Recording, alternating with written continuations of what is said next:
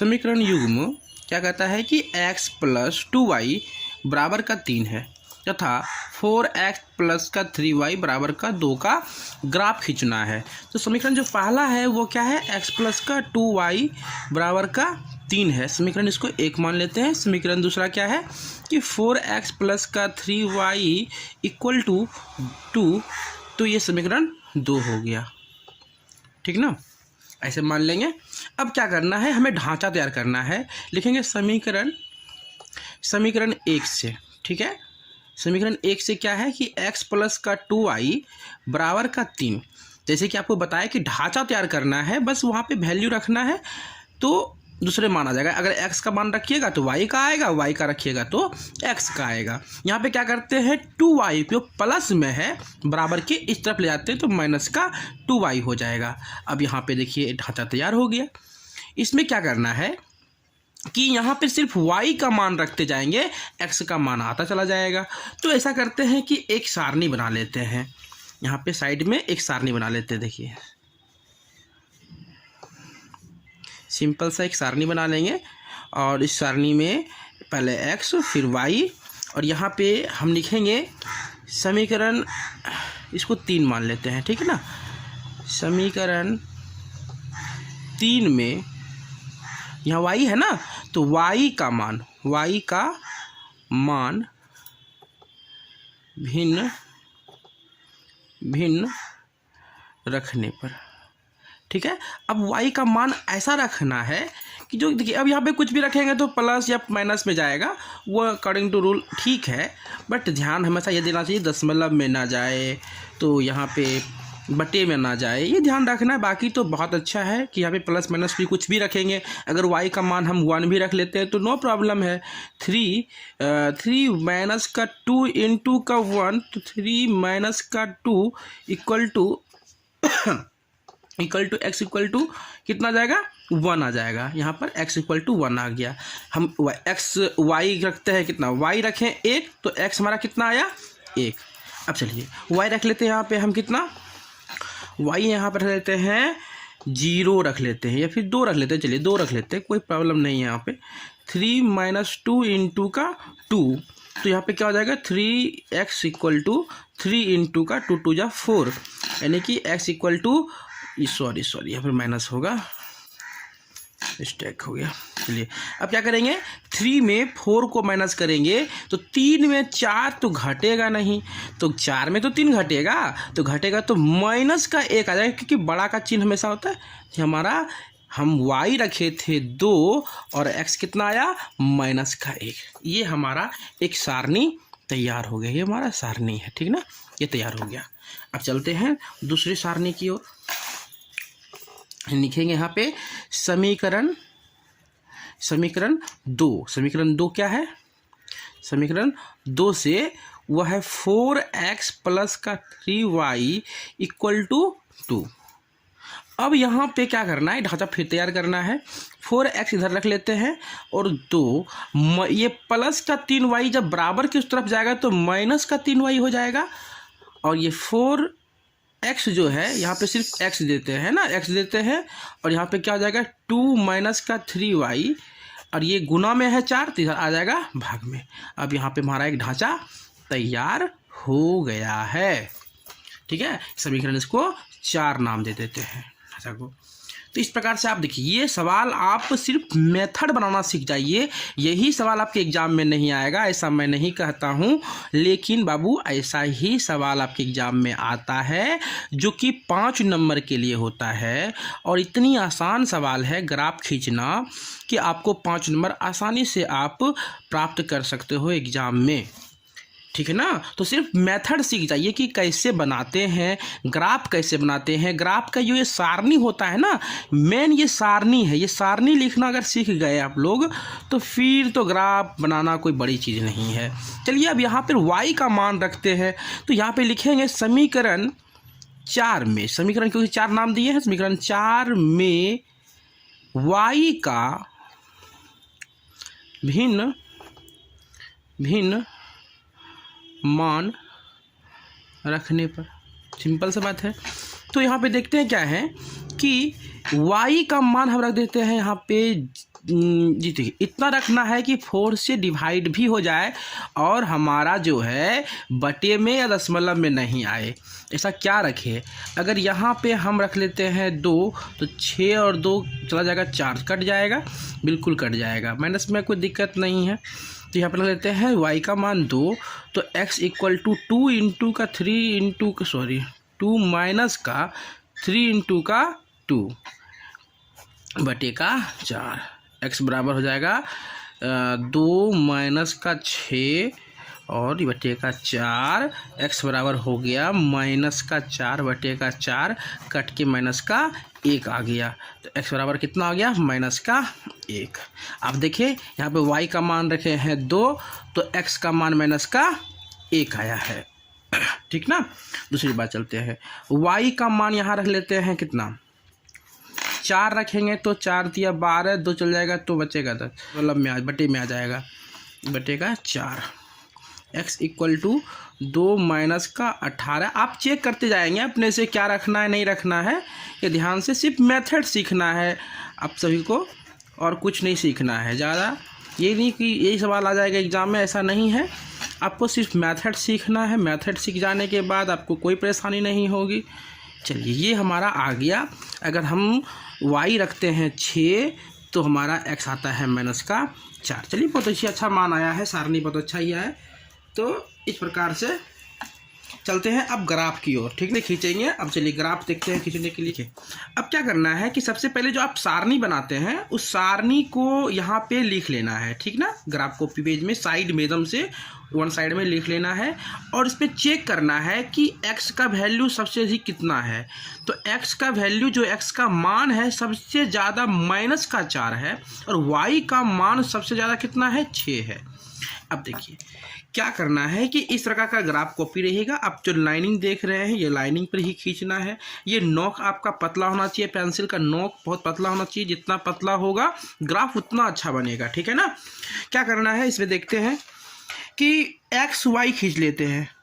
ये बीच में एक लाइनिंग करेंगे इजी में और इस प्रकार से एक लाइनिंग खींचिए, ठीक है।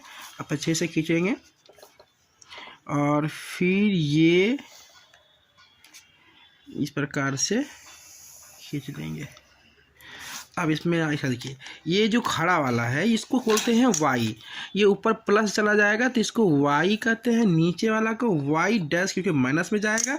ये आगे की हो जाएगा तो इसको x बोलेंगे और पीछे को जाएगा तो x डैश बोलेंगे, ठीक है ना। ताकि याद करने के लिए ये रखते हैं। बीच में यहाँ पर होता है 0, उसके बाद +1 2 3 4 5 6।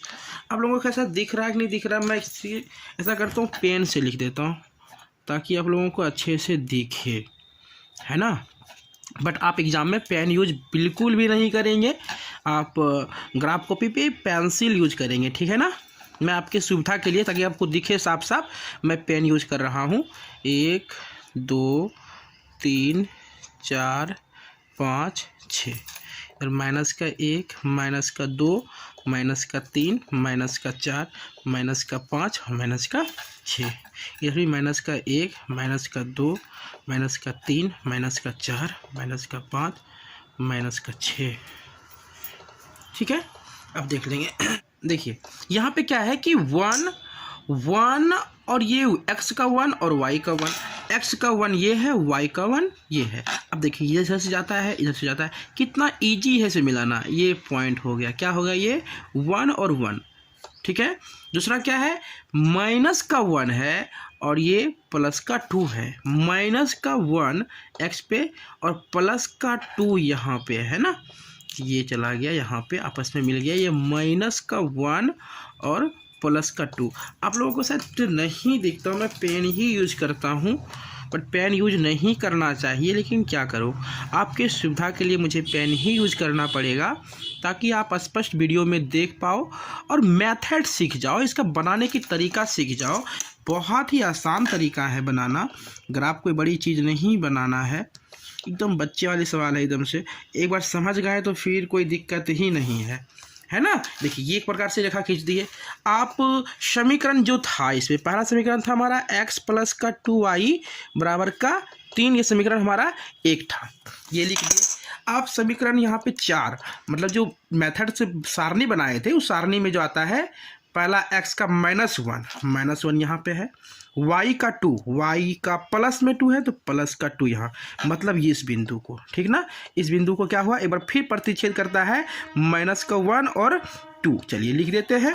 फिर को ना -4 किस में, x में माइनस का यहाँ पे 0 है, -4x में, ठीक है, और y प्लस का 6 मतलब ये गया यहाँ पे और यहाँ पे ये वाला पॉइंट यहाँ पे आया -4 और प्लस का 6।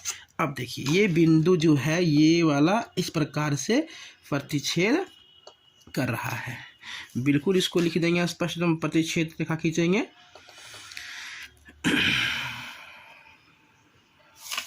और यहाँ पे आप साफ सुथरा शब्दों में लिख देंगे समीकरण 2 क्या था आपके पास, 4x प्लस का 3y बराबर का 2, समीकरण ये आपके पास 2 था। इस प्रकार से आप क्या देखेंगे, आप इस प्रकार से देखेंगे कि यहाँ पे आपको जो एक मूल बिंदु प्राप्त हो रहा है, क्योंकि ये प्रतिच्छेदी रेखा है, अगर रेखा की विशेषताओं को लिखा जाए तो ये प्रतिच्छेदी रेखा है, इसका एक हल है, यहाँ पे प्रतिच्छेद कर दिया एक ही हल है। और साथ ही अगर मूल पूछ लिया जाए तो जिस बिंदु पर प्रतिच्छेद किया हो वह उसका मूल हो जाता है, तो -1 और प्लस का 2 है, मतलब x और y हमारा जो है, x हमारा माइनस में और y हमारा प्लस में, ये आपका ग्राफ बनकर तैयार। इतना छोटा सा काम करना है बाबू और आपको 5 नंबर एग्जाम में बहुत ही आसानी से मिल जाएगा। आपके समय को बचाने के लिए हमने सवाल को पहले से बना के रखा, ठीक है ना। आप ज़्यादा समय आपका नहीं बर्बाद करूँगा क्योंकि बिल्कुल भी समय आपके पास नहीं है, तो उसके लिए मैं क्या किया कि मैंने पहले ही ये सारे मान सारणी लिख चुका था, सभी के मान निकाल चुके थे। तो यहाँ पे समीकरण 1 लिखेंगे, समीकरण 1 से आपका जो हल निकला है, ढांचा निकला है, वो सारी चीज़ को आप लोग क्या करेंगे एक सारणी में लिखेंगे और सारणी लिखने के बाद ये सारणी को ग्राफ पेज पे लिखना नहीं भूलेंगे। सबसे पहले अब जो है मैं आपको सिर्फ ग्राफ बनाना सिखाऊंगा। अब क्योंकि मान निकालना तो आप लोग लगभग सीख गए होंगे, मान निकाल लेंगे, बस कभी कभी होता है कि मान निकल जाता है और ग्राफ पे मान को हम पुट नहीं कर पाते, रख नहीं पाते हैं, तो ये ध्यान रखना है। ये समीकरण आपका 3 हो जाता है, ठीक है, जो आपके यहाँ से प्रश्न से लिया गया है समीकरण 3।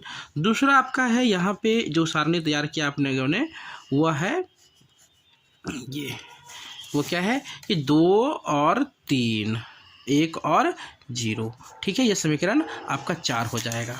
इतना लिख लेंगे तो आपको क्या होगा कि बहुत ही सुविधा होगा सारणी को खींचने में, ये ग्राफ को खींचने में। सबसे हाईएस्ट देखना है कि y में 4 है और x में 2 है, ठीक है, कोई बात नहीं, आप यहाँ से खींचेंगे। बिल्कुल आप पेन यूज नहीं करेंगे ग्राफ कॉपी में, ग्राफ में बिल्कुल भी पेन यूज नहीं करेंगे। मैं सिर्फ आपकी सुविधा के लिए पेन यूज कर रहा हूँ, ना कि सर यूज कर रहे हैं तो हम भी यूज करें, ऐसा बिल्कुल आप लोग नहीं करेंगे। सिर्फ आप अच्छे से देख पाओ, अच्छे से समझ पाओ, उसके लिए मैं पेन को यूज कर रहा हूँ, ठीक ना। बाकी आप लोग समझदार ऑलरेडी हैं।